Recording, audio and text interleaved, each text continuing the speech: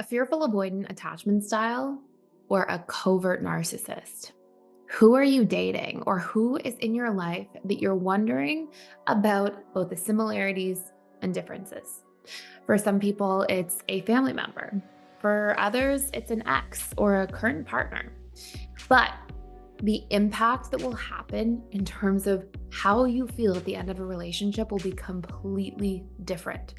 And while at a surface level or at first glance, there may be some sort of similarities in very small cases, there are many more differences between simply a fearful avoidant attachment style and a covert narcissist.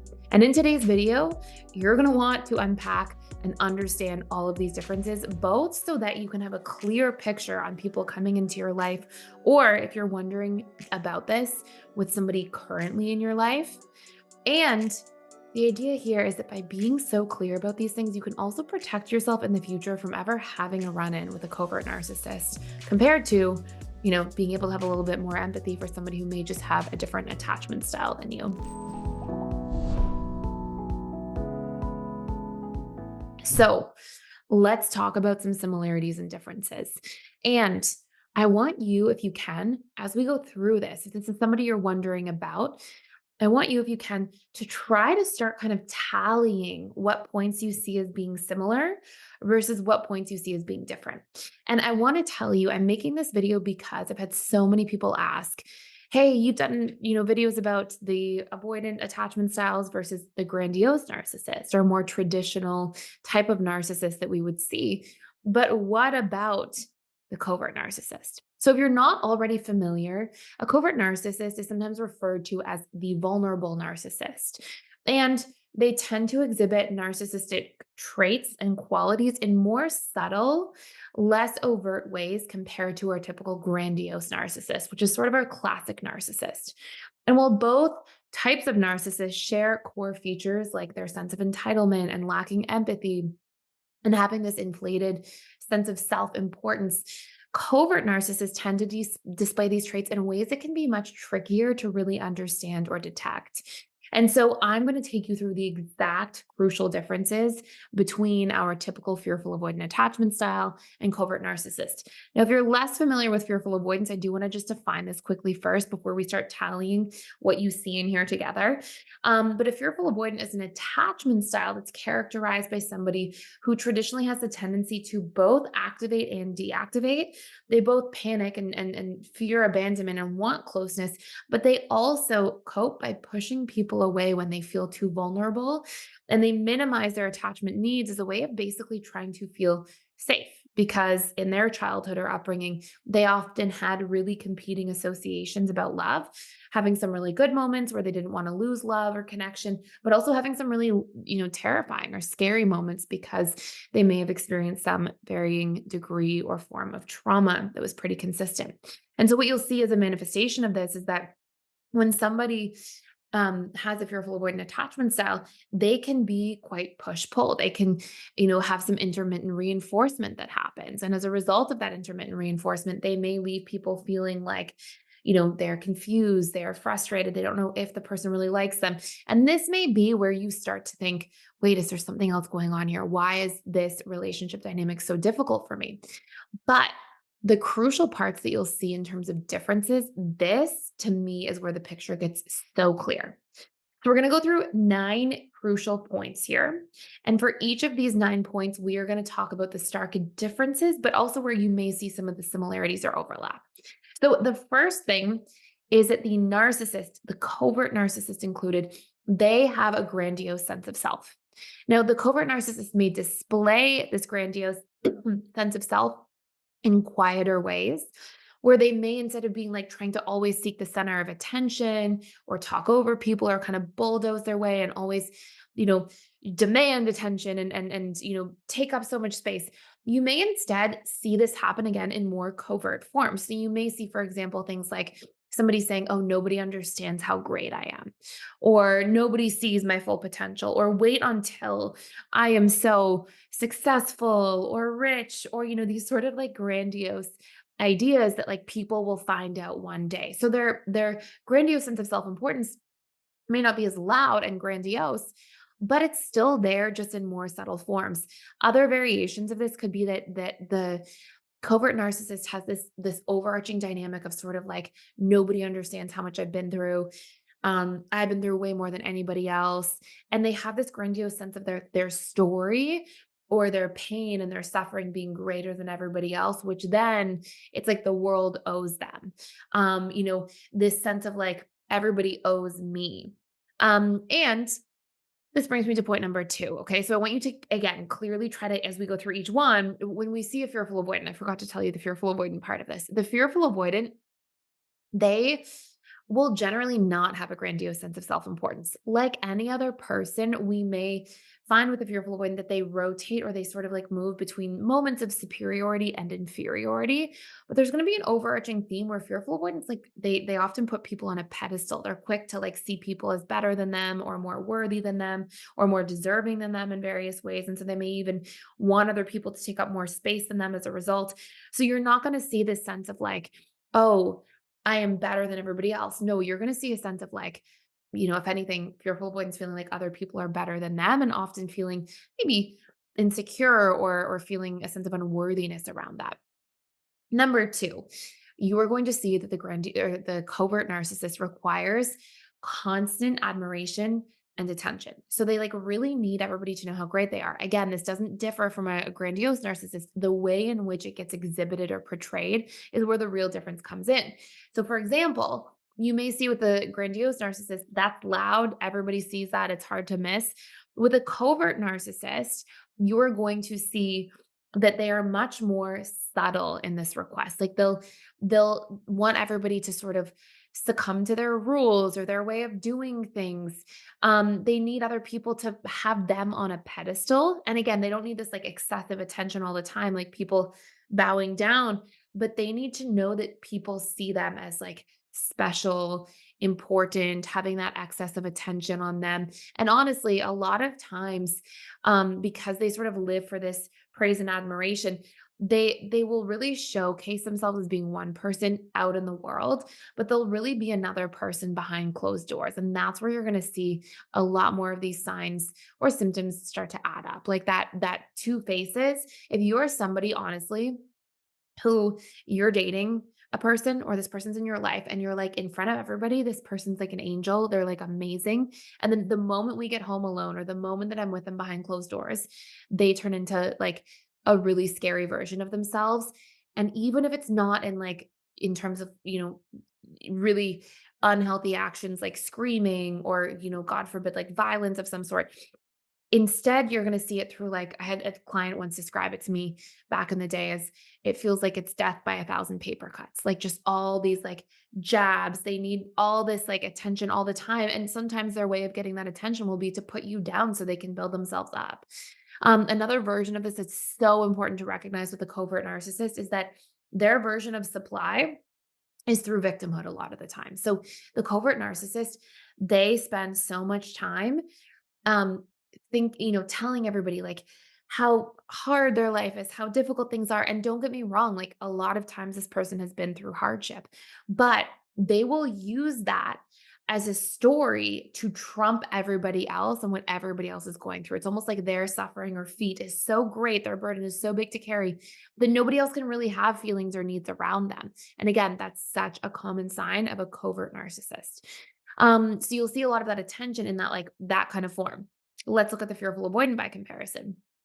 A fearful avoidant attachment style, you'll generally see them instead be in a position where yes, they may love attention in various forms, like from people that they're romantically involved with, they'll want attention or connection, but it's not going to be from like everybody all the time. And it's definitely not going to be in a way where like other people around them are not able to take up space. In fact, with a fearful avoidant attachment style, you'll generally see that they really allow for other people to take up space. They really like connect with other people and their feelings and needs, and they empathize. They may even, a fearful avoidant, burn them, run themselves into the ground, burn up their own energy just for the sake of like giving to everybody else around them. Now, there will be consequences of that that may manifest later as like resentment or burnout or frustration.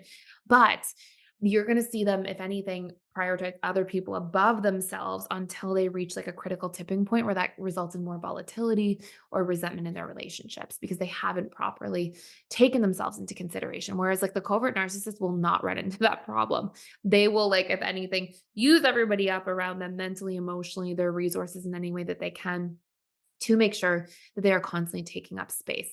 Okay, I'm gonna go a little quicker on some of these, like a little shorter, because there's still a lot to cover, and I don't want to make this video like too long. But please tally these things so that you walk away from this video with like a sure, very clear picture. Because once we go through all these nuances, it will be unmistakable if you're this person in your life is like a covert narcissist or if they are just a fearful avoidant.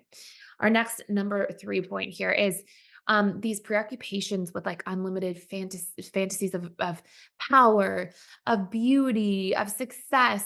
And it's really the grandiosity, even though the covert narcissist won't go around telling everybody all these like fantasies of this unlimited power that they have in the future.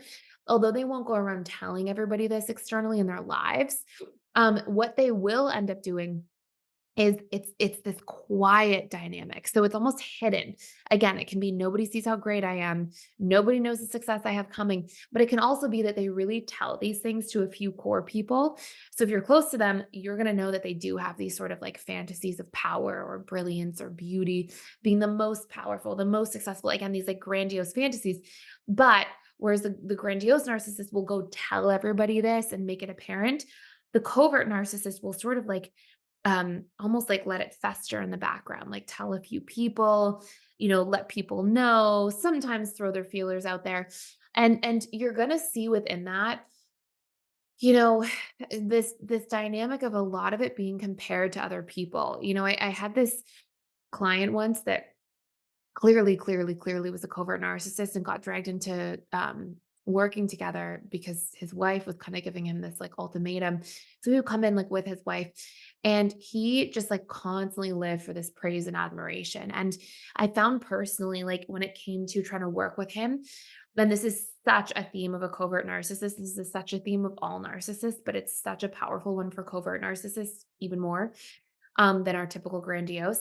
I don't know. It's hard to say even more. It's just they're both really strong themes. But he would not have the capacity to self-reflect. Like there was just this total lack of insight, accountability, and ability to reflect on his own patterns and actions. And you would say things like, "Oh, do you see in your particular case how this pattern of behavior was unhealthy that you did? That he would, say something rude in the session or be unhealthy towards his wife." And he would be like, "Oh, well, I just did that so that I could teach her a lesson. It was for her own good." Or he would be like, "I would have never done that unless she did these 3 things first." So he could never like empathize and validate her feelings and say, "Oh my gosh, yeah, like that is unhealthy and that is not good. And I'm sorry that must have hurt. And still I'm upset because, these things happen as well. And I would like her to also be accountable for her part." Like there wasn't anything like that. He could only ever see it as like blame. Like that was only because of this, or this is for her own good, or teaching her a lesson. So there's this like lack of insight and ability to reflect. And when I would talk to him, it was so interesting because sometimes I would chat with him one on one. Like sometimes I would see them separately in different rooms. And I remember one time in particular that I spoke with him and I was saying, like, "Look, we have to like really get you to be, taking accountability for your part. Even if you feel like your part is much smaller, that's totally fine. But like real healing in a relationship happens with both parties taking accountability for their part." And this was like a few sessions in, and I already knew that he was likely a covert narcissist. And I was almost like feeling it out in a way to gain more information. And he was like, "Yes, but when my wife," and I won't say her name, but he was like, "When my wife realizes how successful we're going to be for the next few years when all these things happen, she will stop giving me such a hard time about everything." And he had this like real fantasy there. And he was almost using that fantasy of this successful image as a way to like block and deflect further accountability or conversation. And it's like the ego mind, right? It's like doing everything it can to push away and to avoid having to really self reflect and take accountability. So, anyways, that's really number 3 and 4 together because lack of insight and then the fantasy part. Okay. So for a fearful avoidant, not only are they not going to have this like huge, they can have fantasies of being successful or living their best life or the highest version of themselves, but it's not like power over other people. Successful so that people can see how great I am. Like it's not ego driven. It's like personal mission driven a lot of the time. Like, oh, this would be a meaningful career for me. I would be happy doing that. Like it's coming from the inside out. And then when it comes to the lack of insight, quite honestly, fearful avoidant attachment styles are fantastic 90% of the time at taking accountability and self-reflecting. Maybe they have a hard time changing their behavior. So you may see because, you really do need to be reconditioning your subconscious mind to see a lot of transformation. And if we don't have the right tools, then we're just targeting things at the conscious level of mind, which is responsible for 3 to 5% of our beliefs and thoughts and emotions and actions, instead of actually doing subconscious rewiring work and actually reconditioning old patterns at the subconscious level of mind, which is responsible for 95+% of all of your beliefs, thoughts, emotions, actions.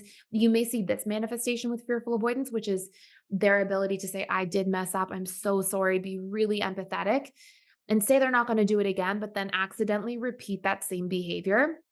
And in that case, that could be a really not so great thing for a relationship. Like it depends how unhealthy that behavior is. But in that case, we may see, for example, that it's really important to do that subconscious work. But with a covert narcissist, they're not even going to like take accountability, empathize, and apologize, right? They're just going to be like, no, it's you. It's your fault. I did this because of you, or I'm teaching you a lesson. Like those are the themes that you're going to see. If you're interested in helping make a huge impact on other people's lives while also building financial freedom, I'm offering an early bird 50% discount on our integrated attachment theory relationship certification program that will help you become a certified integrated attachment theory relationship coach and build your own thriving practice by the end of 12 weeks. This 12-week on-demand program will help you kickstart your new career by teaching you revolutionary tools and strategies that help clients transform their lives and relationships. Build your own coaching practice and set yourself up for a waitlist of clients and financial success. Even if you have no coaching experience, this program will give you very in-depth tools, resources, and confidence to get started in a matter of weeks. And you can learn more information by clicking the link down below. Number 5, entitled and arrogant. I really like to think of the difference because I think people conflate these terms quite easily. The difference between selfish and entitled. Okay. Selfish is I am more out for myself and self focused. Entitled is I am better than you. And so I deserve your resources and energy. Okay. I am entitled to your stuff, not just, oh, I'm over here focused on my own. No, no, no. I'm actually entitled to take from you. And that is our entitled and arrogant piece there. Number 6, you will generally see that a lot of covert narcissists have this idea about like power and status as them being more special or more powerful than other people and being a little bit of social climbers as a result. So wanting to only be around other like people who are unique and special, or in the very least, prioritizing people who are unique and special and being able or willing to discard relationships that they see as less than that because that's in the name of like taking precedence. So, for example, you may see that a covert narcissist, and I'm curious, like if you're thinking about this right now, and you're welcome to share in the comments, like what patterns you see in if it's a friend or an ex or a current partner or a family member, like what patterns you really see in here showing up so far. But you'll generally see that maybe a covert narcissist will have, not as many friends that are special or unique, whatever that even really constitutes as, like something that they see as special. But they'll have a ton of friends that put them on a pedestal because those are the types of relationships they're prioritizing.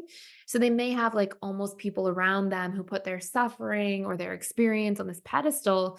And then the moment that somebody comes along who represents something they want, and that would be what special and unique is, it would be like maybe they want to make more money and somebody who's doing well financially, they would think, oh, that's a special person that I would want to be around according to like their goals or what could kind of benefit them. They would be willing to drop or discard or just like not follow through and completely cancel on the relationships with people around them. Um, Even though those people may be, so kind to them or putting them on a pedestal because they're just prioritizing who they think is more special or unique. And again, like you won't see this with a fearful avoidant attachment style. Generally, fearful avoidance, they're truly willing and genuinely open to being friends with everybody. They're usually prioritizing like connection and how deeply they connect over like social status or specialness or uniqueness or power. Like that's not going to be something that a fearful avoidant sees as like a big important thing in terms of how they prioritize relationships. So really important one to dive into. Now, I'm gonna put these next ones together mostly. Now, before I do, because these are the big ones that you'll see. Before I do, I just wanna let you know if you are listening to this right now and you're like, "Oh my goodness, I already can tell this person in my life is a covert narcissist," and you wanna do some deeper work and gain more insight, I do have a course all about this fully free. So you can check it out fully free for a limited time. But I'll put the link down below and it's enough time to get through the course. The course is about 2.5 hours in length, and you'll be able to like really dig in and understand how to heal from narcissistic abuse, the key patterns, how to rewire your subconscious. If you have wounds because of being in proximity to them where you feel not good enough or unworthy, or undeserving, or a lot of these patterns that you may see. So again, I'll put that link fully free down below. Now, our next ones, covert narcissists will exploit. Fearful avoidance will not.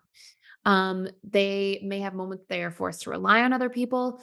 Covert narcissists will like premeditate their exploitation. Like they'll sit and think like, how can I take advantage of this situation or person? Or like, if I'm going to spend time with this person, how will they serve me? How will it benefit me? Fearful avoidance generally, like, are we good friends? Do we get along? Okay. So you'll see a huge difference there in terms of relationship building. You'll see the next one here, lacking empathy. I mean, really not being able to empathize. The covert narcissist will make tons of jabs. They will give the best, most confusing backhanded compliments. They may say things like, "Oh, I'm so glad you're wearing that dress today because that looks really nice compared to what you wore yesterday." And you're like, wait, was that a compliment or was that you being hurtful saying that what I wore yesterday was crazy? Like, where are you going with this? And I'll be like, what do you mean? Of course it was the compliment. Like, they will make you feel so confused because they will throw jabs that are like disguised as compliments all the time. They're so good at that.